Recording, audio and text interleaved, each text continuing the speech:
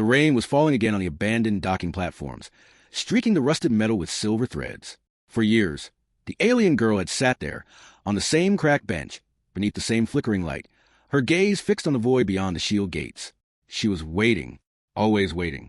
Her name was Elira, and once, she had been only a child when her parents left through those very gates, promising to return. They had vanished into the stars, chasing a war, a duty, a cause she never understood. And so she had waited, year after year, as people came and went, as markets opened and closed, as ships roared into the sky and never looked back. Her small frame grew taller, her thin antennae lengthened, her voice deepened with age, but her hope never wavered. She sat with her bag of belongings neatly folded at her feet, her bright amber eyes searching for a ship that never arrived. Others pitied her, whispered about her, sometimes mocked her. The girl at the gate, they called her, yet she endured, because what else could she do if she left? What if her parents returned and found nothing but an empty bench? It was on the 12th year of her waiting that she met the human. Calen was not looking for anyone. He was just another drifter, a mechanic who patched up broken ships for a few credits, staying long enough to buy food before moving on. He was used to seeing the broken, the abandoned, the hopeless. That was life at the edges of the galaxy. But one night, when he cut through the docking platforms, rain soaking through his jacket, he noticed her. A girl. No, a young woman.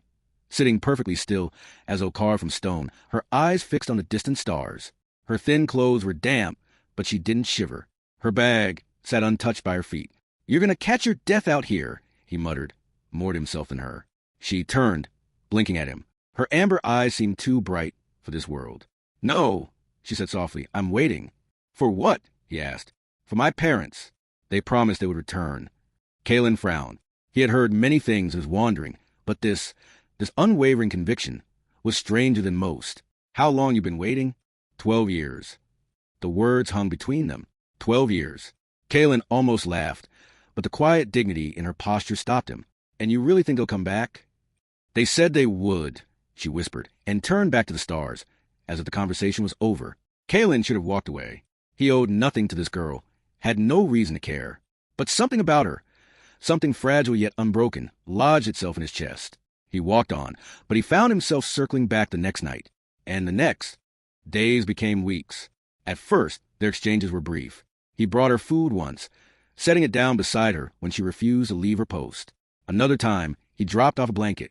She accepted these things without thanks, but not with ingratitude either, just with the calm acceptance of someone who had been alone too long to remember how to ask for help. Eventually, she began to speak. Not much, just fragment of memories.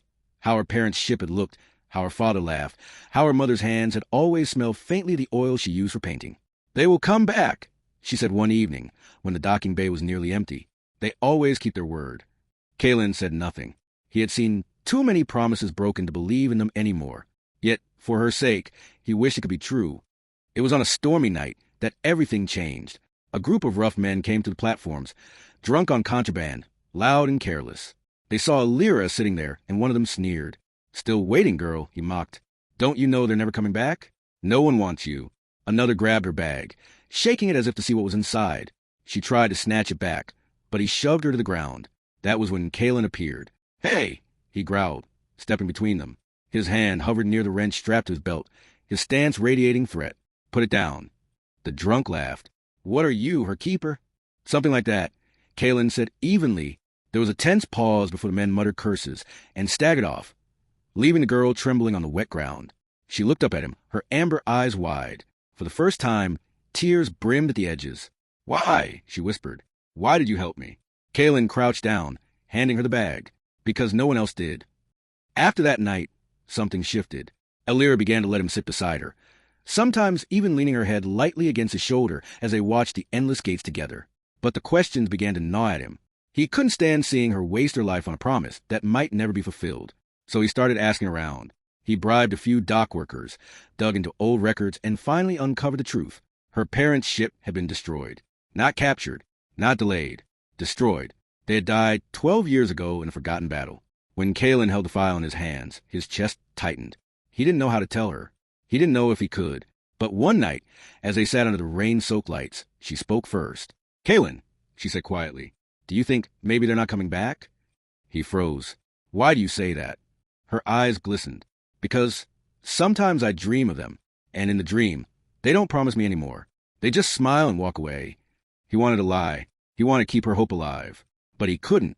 Not anymore. They're not coming back, Elira, he said softly. Their ship was destroyed. They've been gone all this time. Her breath caught. For a long moment, she sat utterly still. Then the tears came, silent and unending, as though the dam of years had finally broken. Calen pulled her into his arms, holding her as she trembled. I'm sorry, he whispered, again and again. I'm so sorry. The next days were the hardest. Elira didn't return to the bench. She wandered the platforms in silence, her steps aimless, her gaze empty. Calen stayed with her, not speaking much, simply walking at her side. Finally, one evening, she said, If they are gone, then I have nothing. No, Calen said firmly. You have a choice. A choice. To keep waiting for ghosts or to start living. Her eyes flicked to him. And what would living mean? He swallowed. It means coming with me. I don't have much, but I move from place to place, fixing ships. You could see the galaxy, find something new, maybe even paint like your mother. For a long time, she was silent. Then, slowly, she nodded, and so they left the platform together. The first time she stepped onto a ship that wasn't meant to bring her parents back. Her knees trembled. Calen steadied her with a hand on her shoulder. Where will we go? She asked. Wherever you want, he said. Her lips curved into the faintest smile. Then, let's go somewhere with skies. Real skies. And for the first time in 12 years, Elira turned her gaze away from the docking gates. Months later, people still spoke of the girl who had waited. Some said she vanished. Some said she was finally taken by her parents after all. But Calen knew the truth. He would see her standing on strange new worlds, amber eyes wide with wonder, her hands stained with paint she used to capture each horizon.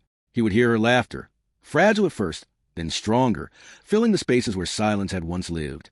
And sometimes, when she looked at him across the campfire, he felt the weight of what they had both lost, but also the promise of what they had found.